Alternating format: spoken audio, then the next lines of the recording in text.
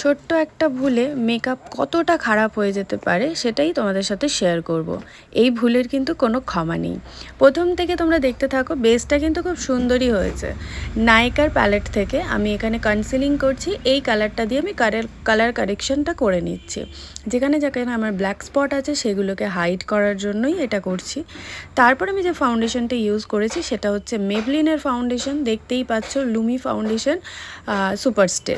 ভীষণই ভালো একটা ফাউন্ডেশন, যেটা দিয়ে আমি সুন্দরভাবে বেসটাকে কভার করে নিয়েছি।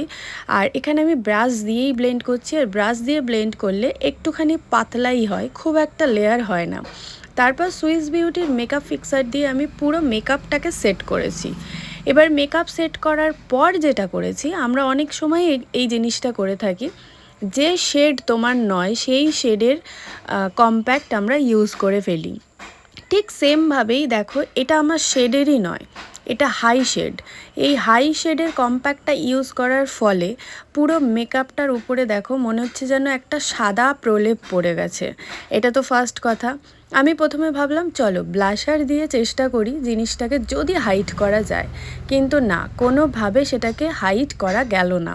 উল্টে যখন সাদাটা মানে একটু অতিরিক্ত যে সাদা কম্প্যাক্টটা দিয়েছিলাম, সেই কম্প্যাক্টটা ঝেড়ে ফেলার ফলে আমার দেখো এখান থেকে পুরো চোখলা মেরে উঠে গেল। ঠিক ব্লেন্ডার দিয়ে আমি যখন এটাকে ব্লেন্ড করতে যাচ্ছি তখন এটা সরে সরে চলে যাচ্ছে। পুরো মেকআপটা দেখতে পাচ্ছ ফুট ফুট ফুট ফুট হয়ে গেছে। তো এইভাবেই বেস কিন্তু খারাপ হয়। তাই তোমরা চেষ্টা করবে একদম ভালোভাবে বুঝে শুনে একটা বেস কমপ্লিট করার। স্কিন টোন থেকে বাইরে না যাওয়াই কিন্তু স্কিনের পক্ষে ভালো।